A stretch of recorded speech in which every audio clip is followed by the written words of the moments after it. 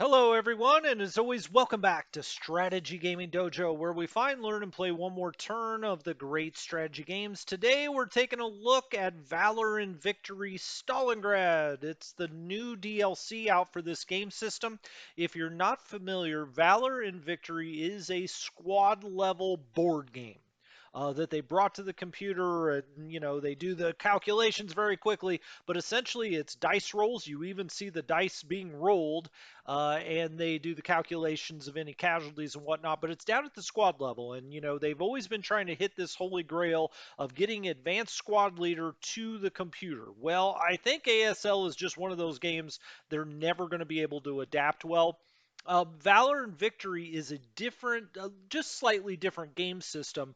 Same idea though, squad on the squad level, but it's a little bit different game system. And when I played around with this before, when the game first came out, middle of last year or so, I really enjoyed it. I liked it. I mean, I don't play that many squad level games anymore.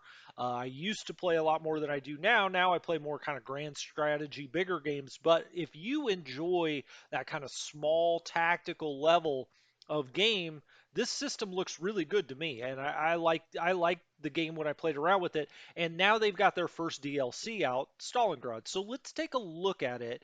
New game. All right. Well, we've got the Battle of Normandy American sector. So when the game first came out, it was Battle of Normandy. They did an American sector and a British sector. Okay. And so they've got a number of scenarios for each of those. Let's just go and look and see how many they have. So this is how many scenarios for the Brits. We go back, Americans, we've got that many. Okay. Go back here, and now then we've got user created scenarios. You can load those up. My understanding is there's quite a few of those if you're interested in that. So you should have a lot of replayability, because users, I think that the editor is pretty good. There is a tutorial if you're not sure what's going on or if you've never played this before. Now, I did do a series of videos when this game first came out, and if you just search the channel, I go through and show you how to play the game. It's kind of a tutorial. I should probably list it as a tutorial, but I don't have it listed as such yet.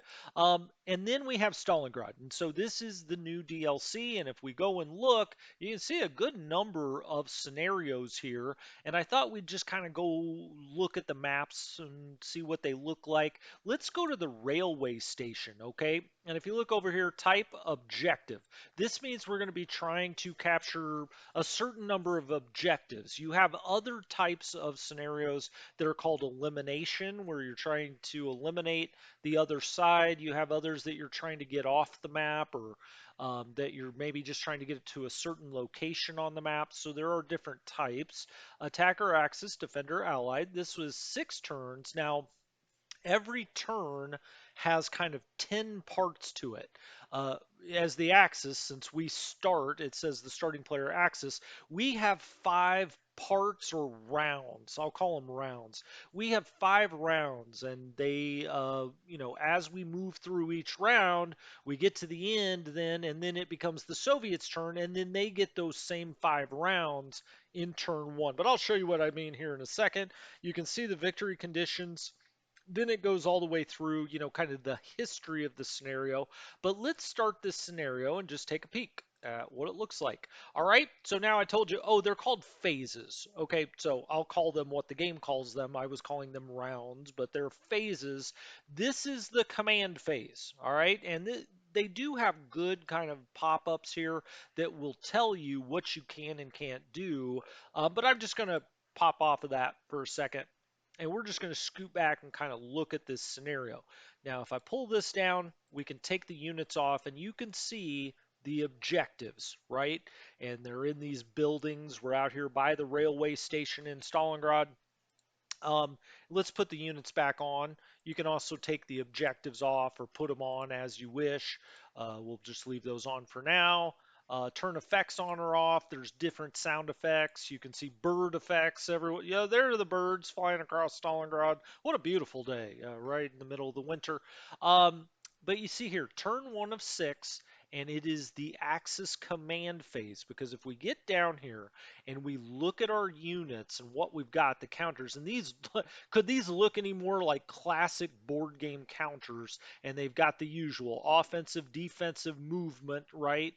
On here, but also much like John Tiller's Squad Battles, if you've ever played that, you have counters of different equipment. So grenades here for these three. And you also have leaders. And so Nop is our leader here. He's the leader of this squad that is busted up into three. And we have one group of the squad that has machine guns. Here, the MG34, and you can look at the loadouts of all of this and what they do. This is considered a light gun, and this is the different powers of it. Um, but you can see here we've got grenades. We could transfer those, and you'd see over here this button, transfer select unit with a weapon, and the unit you want to swap with, click on this button. So we can swap these to other parts here, right? Okay.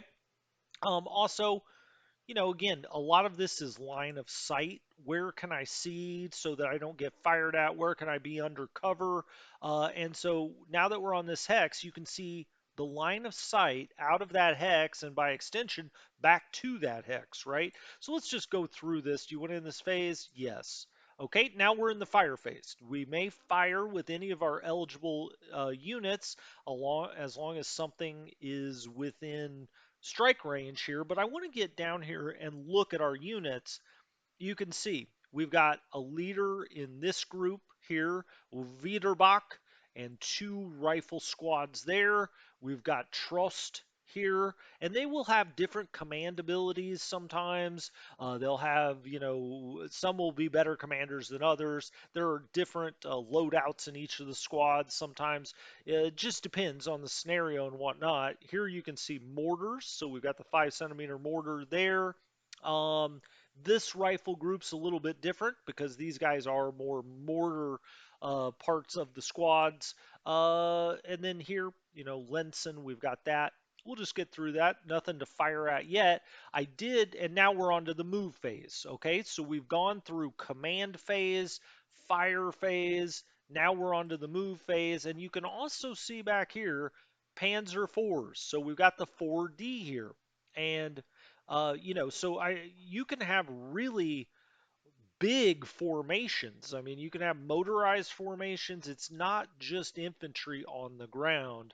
And like I said, I enjoyed the hell out of this game when I played it before. Let's just see what movement looks like as we move through here. Now you can see that's our leader. He does not have anything. Let's actually take one of the squad parts of the squad here and move it along, and you can see how many of its points, based on how many movement points it can do per turn or the move phase, you can see how many points it takes to get to certain places. And here we'll just get in that, what it looks like a grain silo or something.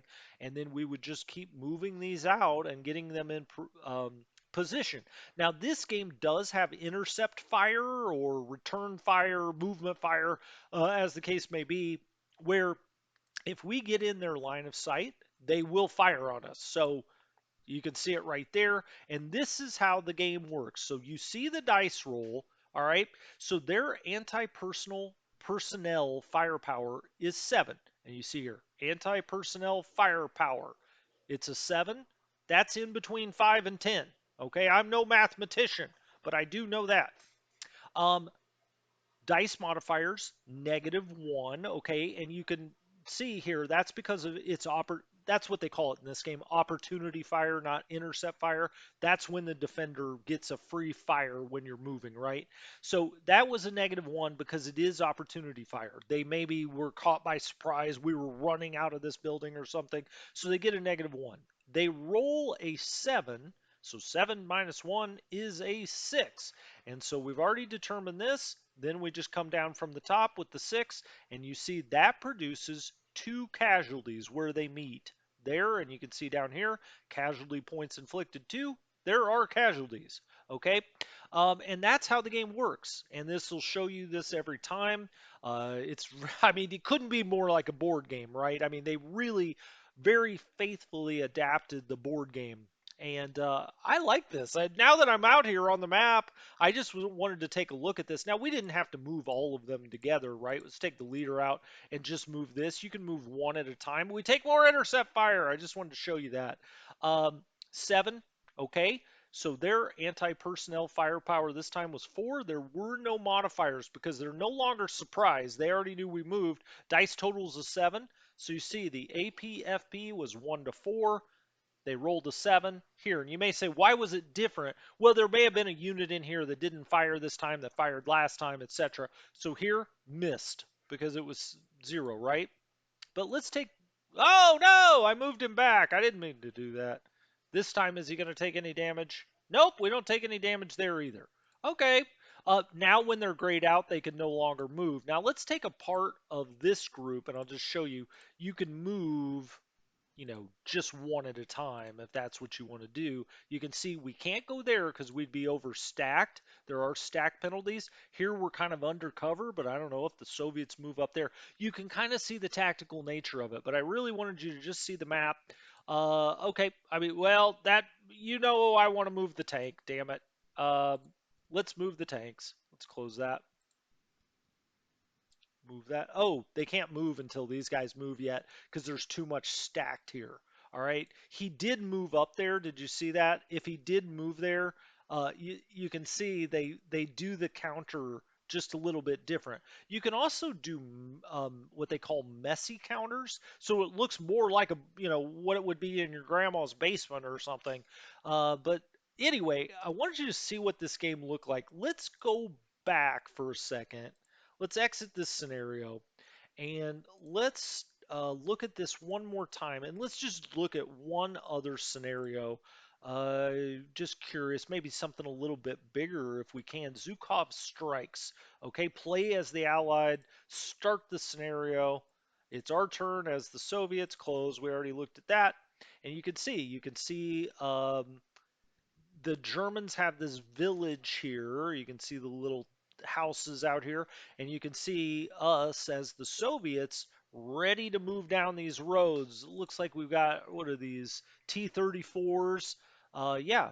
Well, shit, this kind of got me interested in playing this game again. Maybe we'll play a scenario or two on the channel. But this is just a first look, so I wanted to show you what it looked like. Hopefully, if you're into this tactical squad level combat, this might be for you. I mean, there's a lot of scenarios for it, and users are creating more. This was only the first DLC. I think they plan on supporting this. There are also tournaments on the Matrix website that I know are quite popular. So if you get into it and you like the competition of playing against different human, or a human, maybe you'd like that too. Anyway, this has been Strategy Gaming Dojo. I'll talk to you next time. Have a good one.